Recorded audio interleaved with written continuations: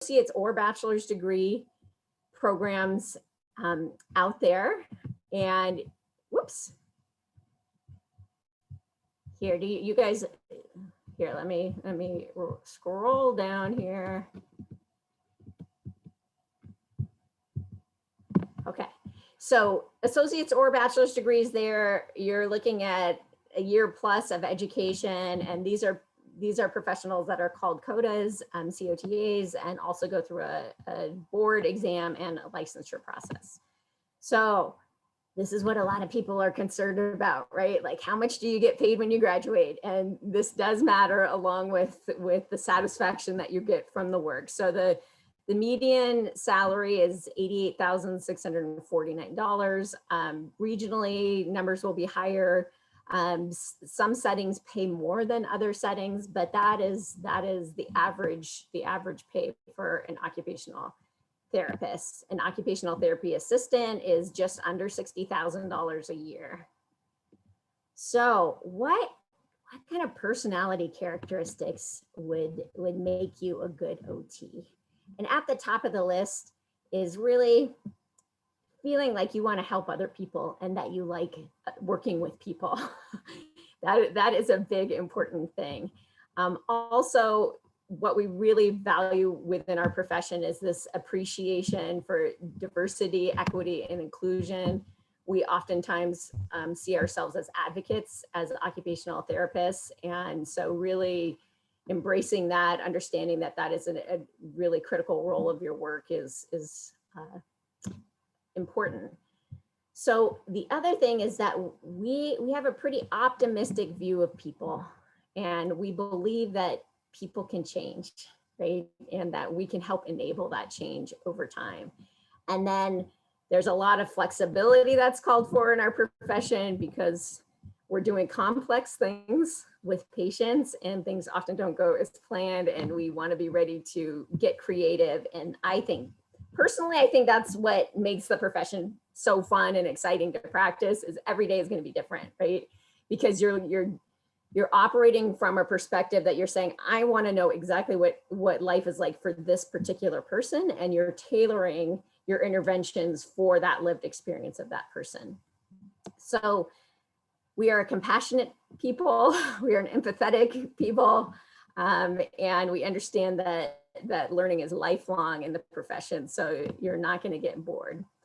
Do OTs work alone? Very rarely. We love working with other professionals, and I see that this on Malcolm's background, I see that pre-PT+OT. You have PT on one side, OT on the other side, and at the top of my list of the team members we work with are physical therapists. So there are many settings where we work very, very closely with physical therapists. My clinical background is in inpatient rehabilitation. I worked at Huntington Hospital, and my partners on the team were the physical therapists and the speech therapists when we were working with neurological patients. And all day long, we're talking to each other and just saying, what do we need to do to work together to be able to get this person home and as independent as possible? And it makes for really just, I think, really much more fulfilling when you have that interprofessional emphasis. So you can see the list of all different kinds of other professionals that we work with in a variety of settings. So at Keck Graduate Institute, which is not far from you, we are in Claremont. We are one of the Claremont colleges. We are developing an occupational therapy doctorate program, and it is going to be starting pending approval from our accreditors in August of 2022.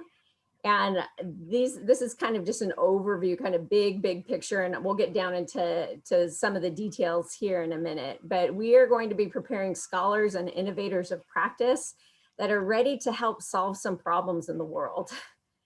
And if you look at the world around you, I don't know about you, but it's like every day I can read the news and I think, oh, there's some people who need some OT, right?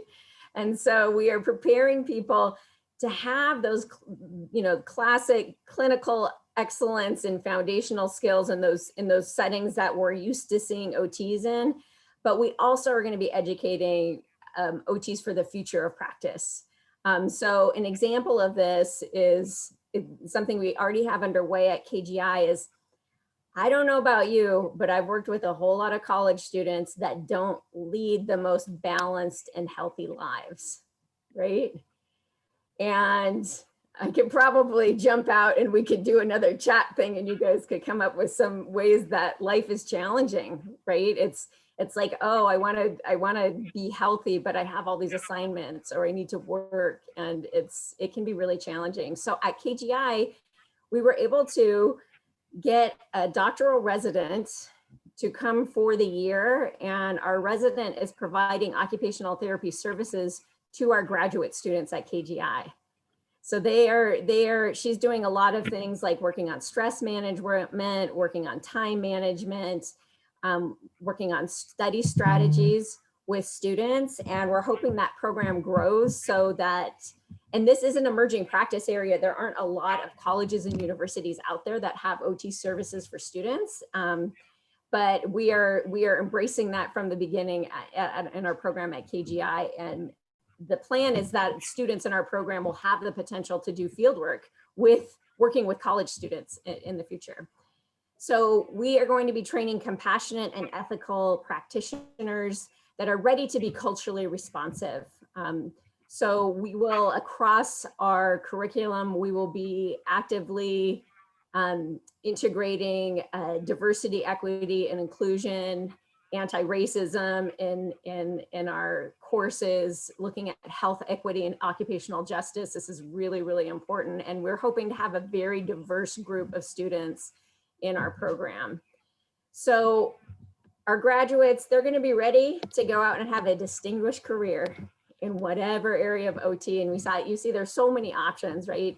OT is one of these professions where it's kind of a whole bunch of professions in one, right? You could be a school-based OT for a while and then switch gears and work in a hospital. And it's like you've had the chance to change careers, right?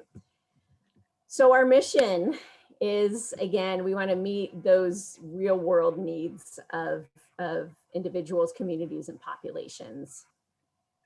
And we are really hoping to have our program be one that's very transformative of taking students from, the beginning of the graduate school experience and really just providing the tools to be transformed into a professional that has lots of skills around being able to practice in a large variety of areas. When we say dynamic educational process, students are not going to be sitting in classes listening to PowerPoints. We like to say within OT, we are not a talking profession, we are a doing profession. So what that means is that you learn, you practice, you learn, you practice. So active learning is really a core principle of education at KGI in general, and certainly will be actively experienced in many, many different ways in our program. So our program vision, we believe that OT has the answers to a lot of problems that we see in the world. And so we really, again, want to train innovators who are able to go out and see the possibilities for the application of OT in a lot of diverse areas. So first cohort, August of 2022, pending accreditation approval. And if you're sitting there thinking, I don't know about a program that doesn't have accreditation yet, like I can't guarantee anything, but I'll tell you, I've been an OT educator for 23 years. I have helped helped transition a program from a bachelor's to a master's. I helped start an entry-level doctorate program. I've taught in an OTA program. I was a consultant for another developing entry-level OTD. I've been through accreditation many, many times. I feel very comfortable in what we are building at KGI and confident that we are going to have a fantastic program. So our aim is fall of 2022. Our cohorts will be 40 students each. It's a 3-year program, full-time. 118 credits, and there are going to be 10 faculty members. Every student will have a faculty advisor that helps guide them through the whole program. We will be doing group research projects where students are working really closely with faculty and Yeah, that will be an important part of what we do, that those faculty and student relationships. So what are the curricular threads or the program learning outcomes? These are the ideas here. Occupation is at the center of what we do. So we are going to be doing a lot of occupations together. You will learn how to break down occupation and do activity analysis, but all roads lead back to what does this person like to do in their daily life and how can we get them there? Research and evidence-based practice will be throughout our program. We will do each student will be on a research team and paired up with a faculty member. And the hope is at the end of each research project, there is a scholarly deliverable where students will be able to go out and present a poster at a conference or work on publication with their faculty mentor. Therapeutic use of self and clinical reasoning. Our students are going to know how to think about how to provide OT services to a diverse range of clients.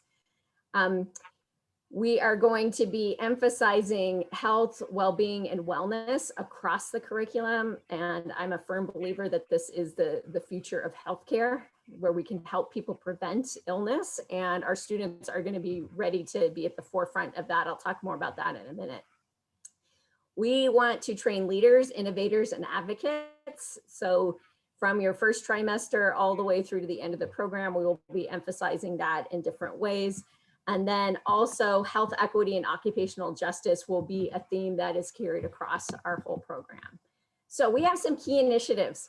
At KGI, we have a master's in medical device engineering program. And one of the reasons KGI wanted to start an OTD program was to have the opportunity for the engineers to work with OT students. So this is a really unique offering. I currently teach a clinical experiences for engineers course. So as we build the curriculum, we're looking at those different articulation points across the curriculum where our students will be able to work with engineering students. Because a lot of times engineers, they know how to build stuff, but they don't necessarily know what the need for it is, right? And OTs have the great ideas of like, oh, we should make this thing, but not necessarily the engineering skills. So we're gonna have our students working together. Another key initiative is lifestyle medicine. And just a couple of weeks ago, we received a grant to help create the first integrated lifestyle medicine and occupational therapy curriculum in the country. We are going to be writing a textbook out of that work and that grant money. So the goal is for our students, when you graduate, you will have expertise in lifestyle medicine. We're hoping that our students would be eligible upon graduation to sit for boards with the American College of Lifestyle Medicine and really be viewed as one of the key professionals to be able to provide this intervention in a variety of settings. We really care about innovation at KGI. So our students are going to have a lot of training in innovative clinical skills, whether that be in pediatrics or rehabilitation or cancer care, oncology. So that's gonna be also something that is highlighted throughout our program. And then we're really, and this is something that Dr. Murphy is working on. She's been in her role for a whole 1 week and 2 days. So this is her 7th day at KGI, but she's already working on finding these ways that we can look at the needs of the community around us and find these community-based practice opportunities for students to be able to get out and provide services in a really wide range of different practice areas. And it might be working with the homeless. It might be, I've been talking with some of the people at the Claremont colleges. It might be working with athletes on some of the athletic teams in the undergrad schools. It might be working with women in a domestic violence shelter, but we are going to have a wide array of opportunities around community-based practice. So 3 years, 2 years of didactics where you're doing coursework, but also having the opportunity to go out on fieldwork. We call those fieldwork level 1s, where you go out, spend a week at a setting, really get to see what OT looks like in these different real world settings. And then your 3rd year is doing 2 level 2 fieldwork experiences that are 12 weeks each. And doing a doctoral capstone where you go out to a setting for 14 weeks and then have a scholarly deliverable around that. It might be a research study, it might be program development, it might be gaining advanced clinical skills. That can look a lot, it will be different for every student. So this is just a little bit about our accreditation process. December 15 of this year, we'll be submitting our candidacy application. We hope to hear back from ACOT in April of 2022. And then I'll talk more about that in a minute. Then the hope is by March of 2025, we are fully accredited. So what does admissions look like? We really are embracing holistic admissions in our program. On the website is a full list of our admissions criteria, but we are really, really committed to creating a diverse class. We want to be inclusive and embrace diversity in all of its forms. We understand that sometimes life is complicated in undergrad, and maybe some of you have had that quarter or semester that's just been rough, and there's been things that happen and that impacts your GPA. We want to hear about that, hear about those stories, hear about life experiences, and really, get to know who you are when you apply to our program. So our admissions portal within OT is called OTCAS. KGI is going to start taking applications in July. That's going to open up. We will be doing interviews in the spring. Actually, that's more like February, March, and April. We will be, once we get that approval from ACOT, we will be able to notify applicants of admission, and this will be at the beginning of May. And then in August, our inaugural cohort will begin. So if you want to know more about OT, if you want to know more about OT at KGI, we have this thing happening during the summer. It's called the Pre-Occupational Therapy Program. It is 5 days online. And guess what the price is? It's right, because it's free, okay? It's a free program. And we did it for the first time last year and had 114 participants from all over the US. We had international people on it. It was this really amazing experience. We've expanded it from 3 days to 5 days now. And this will give you a chance to just learn more about the profession. So you hear from professionals that are practicing in very specific practice areas. You hear from a hand therapist, someone working in schools and hospital settings. You hear from current students in OT programs. You hear from new graduates of OT programs. And then we also spend some time just addressing how do you go about applying to OT school, and how do you have a competitive application? So we have 2 sessions, and the admissions portal for the summer programs, I believe, is open, and people can apply at this point. So we would love to see any of you there who might be interested. This is just a little bit about these are the accreditation disclaimers.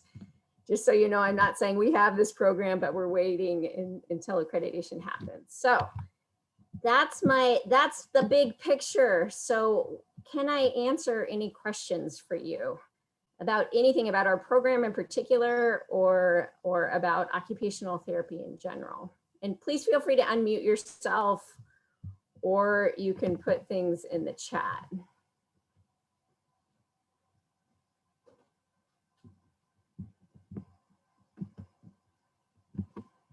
No questions? What is the difference between getting an MS and an OTD? Christina, that is a great question.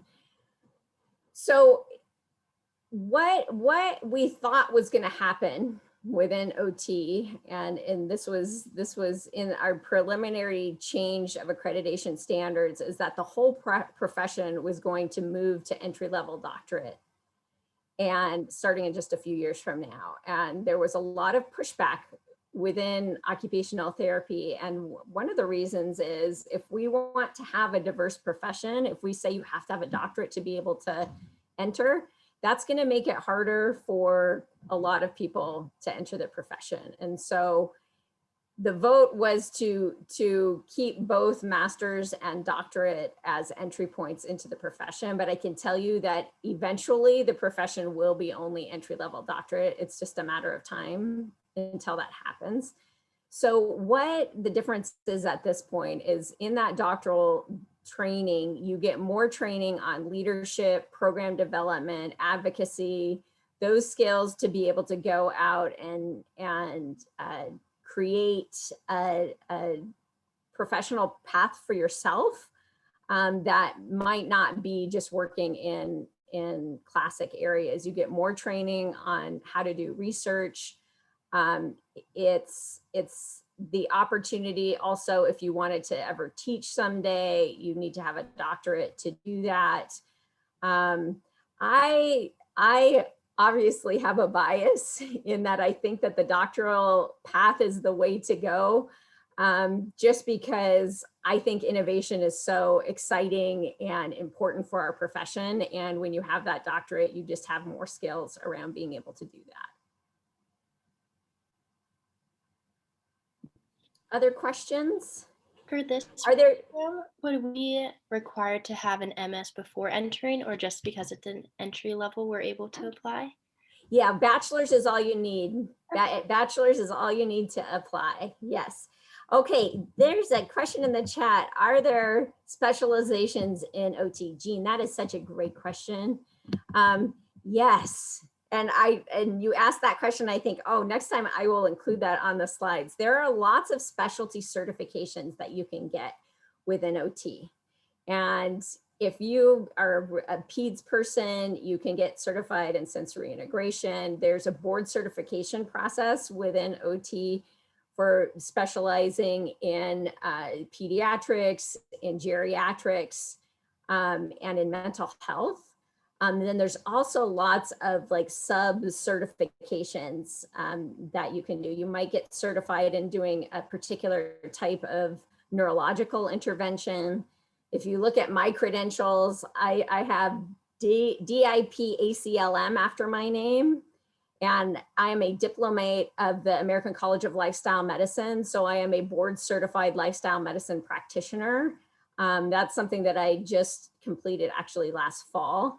So you might think, oh, I'm really interested in assistive technology, or I'm interested in like modifying people's environments to be ADA compliant. These are all areas you can get specialty certifications in. You might be a person that really wants to work in hand therapy, and after you've worked in that setting for a while, you can take the board exam and become a certified hand therapist, a CHT. So there's lots and lots of opportunity for specialization within the profession. You're welcome, Jean. I'm glad that's helpful. And if you're really curious about that, this is, it's the summer program is just a really great way to just learn about all these different specializations and really hear what it's like. You know, what does a day in the life look like as an OT? And you get a lot of different people's perspectives on that.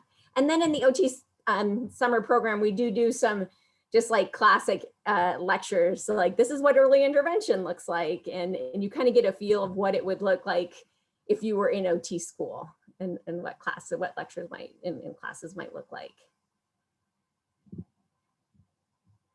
Any other questions? Or Dr. Murphy, is there anything that you would like to add?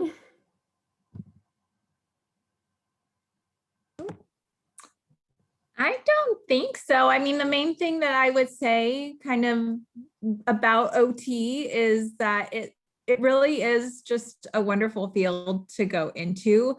A lot of what Dr. Billick was talking about with the specializations, the neat thing about OT is that you really kind of get to be trained as a generalist, and then you can go into these specializations, but then if you change your mind, you can go and do something else.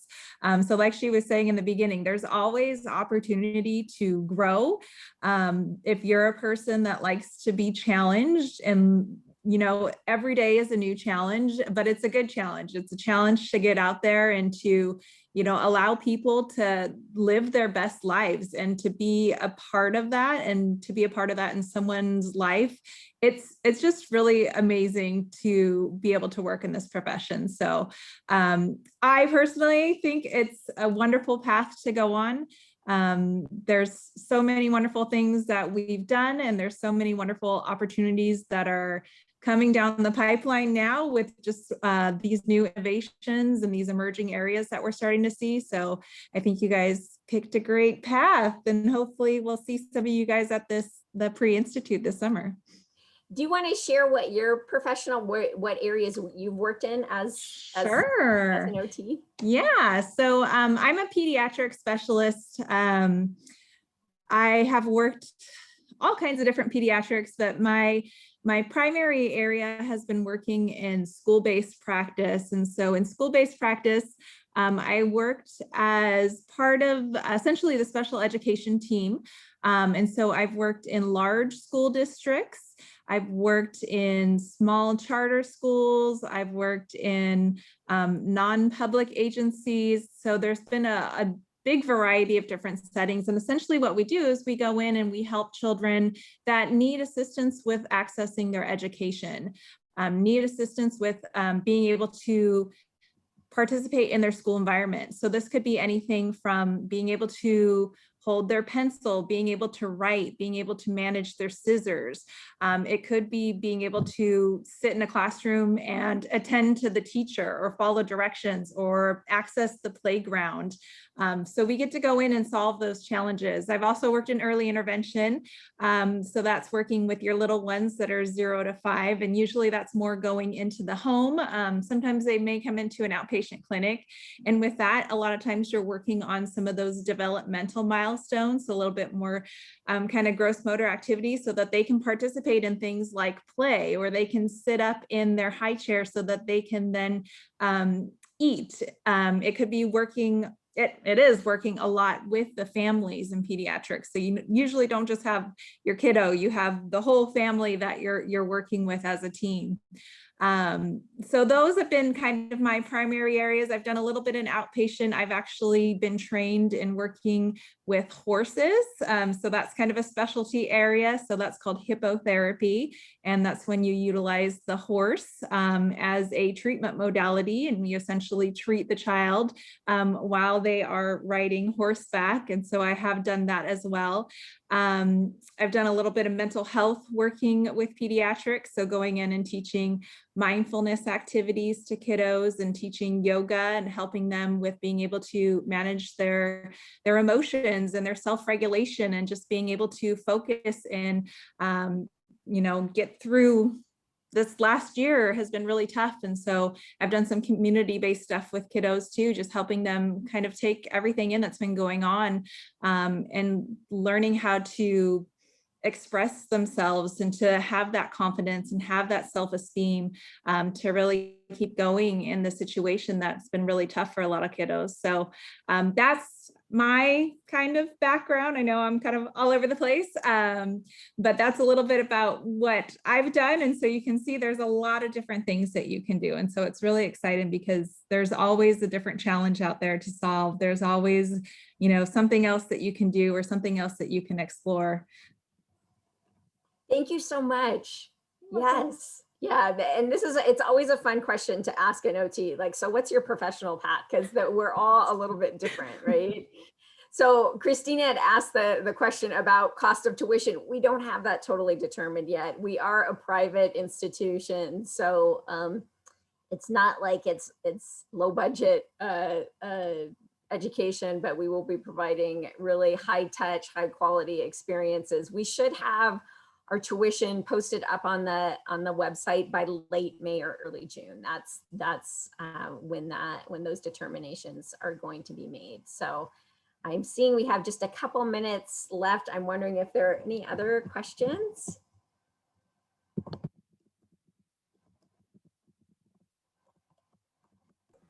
I'd like to chime in if you don't mind, Dr. Yes, Bullock. please. I just wanted to say to everyone that we hope this isn't your last time interacting with KGI. Definitely keep in touch with other virtual or in-person events that we do have.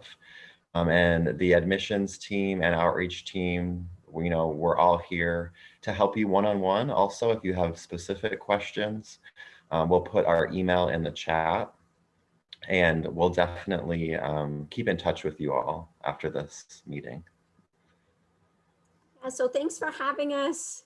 Paula, thanks for reaching out. Anytime any of you have questions, please feel free to reach out. Thank you. A question for the summer program. Yeah. You have to choose a program of interest. Would we put the pre-OT or is there a certain one for the summer? Yeah, just put pre-OT and you'll be all set. Yes. Thank you. Hope to see you there, Jenna. And we'll promote the summer program for you guys too. I'm pretty sure other people will be interested. Yeah, it was like I was amazed last summer how many students we had, and it was really cool because what came out of that program is there was a Facebook group that was created that might be great for you guys to check out, a pre-occupational therapy Facebook group from people who participated in the program. So look for that too, and I hope to see you during our summer program. Mm-hmm. All right, I put my email there, and I know you guys have stuff to do now, so I will sign off. Thank you so much. You guys have a good day. You too. Take care, everyone. Thank you, everyone. Bye. Thank you. Thank you. Bye.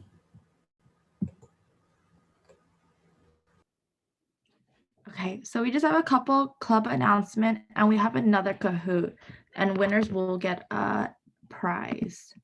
Let me see, let me put this up. Can you guys see the pin?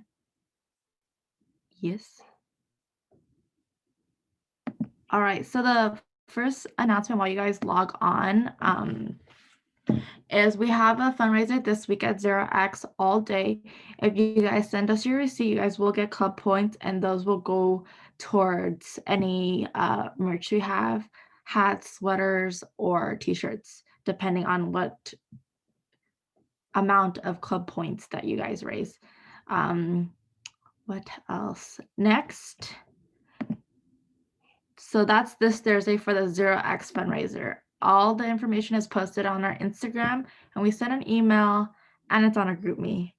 And next week on Thursday, we do have a social, it's a Q&A. It's just for a time for us to get together, ask any questions you want, personal or school, get to know us because we really haven't had that option to get to know eBoard wise. Just come, hang, talk about stuff, anything you like. We'll be there. So that's next Thursday at 8. And the following after that, our 5th general meeting, I think, it is the GRE workshop with Dr. Auslander, Alex. I'm pretty sure you guys have her or will have her in the future, but she's a great professor. Come out. We're going to be talking about different aspects of the GRE, how to prep, what's on the GRE, and just stuff like that. And that's basically it. If you guys want more information, just DM us, email us, stuff like that. Let's see. And if I talk too fast, I can repeat.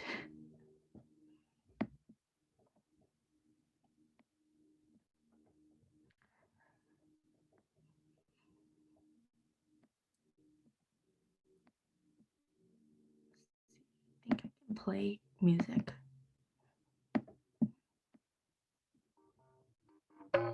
Can you guys hear that? Okay.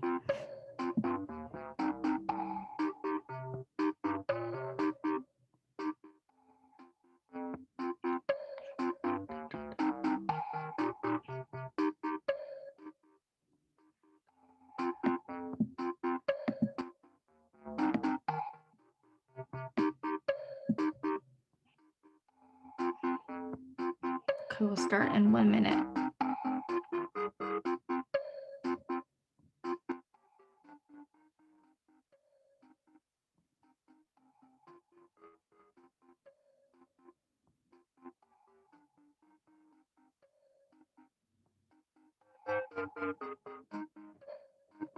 Okay, guys, ready? If anyone did not log in yet, let me know, and I won't start it yet. Good. All right. It's gonna be a quick one. It should be fun.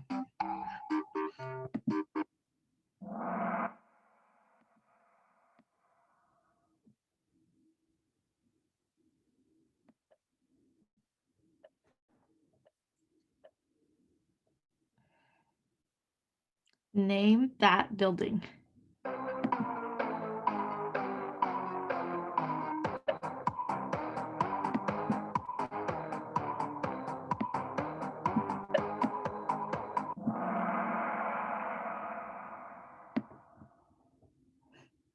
There's only 10 seconds, so please answer fast. If that's not enough time, I'll switch it.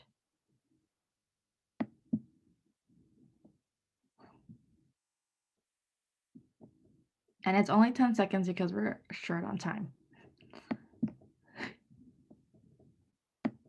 What farm animals do we have at school? You have 5 seconds to answer.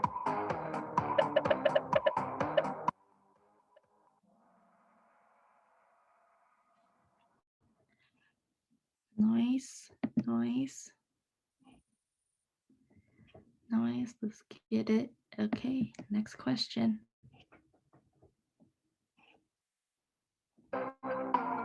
What year was the club founded? Yeah, I'll have 6 seconds left.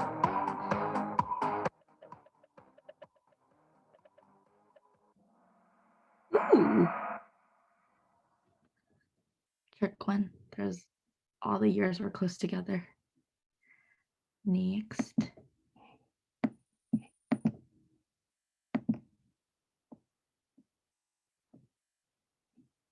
Aw, I'm sorry, the questions are lagging. Okay, I wonder if I can change the time. Should I just change the time right now?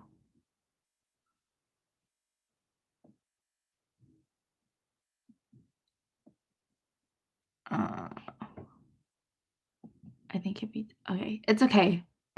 Sorry, guys. Next time I'll make it longer.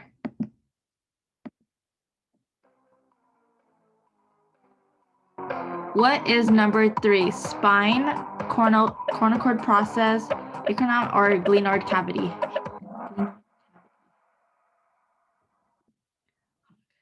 Reading the answer is taking too long too.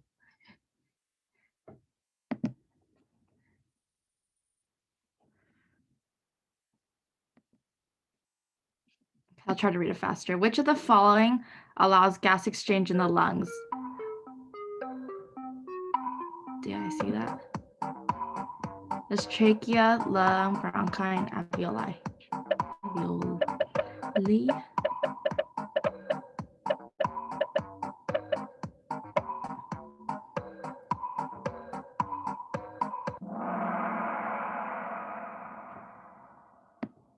This one seems like everyone answered right on time.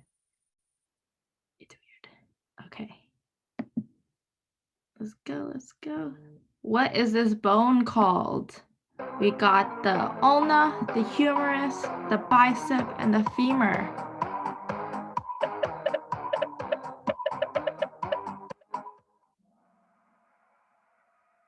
Ooh. Trick one. Tricky question. All right. Ooh. Okay, last one. Last one. The escalator in the library always works.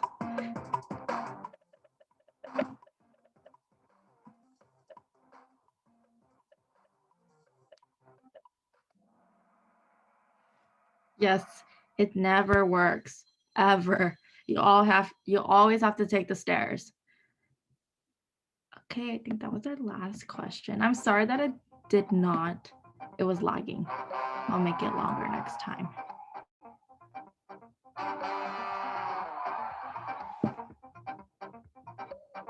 Nice, nice, nice.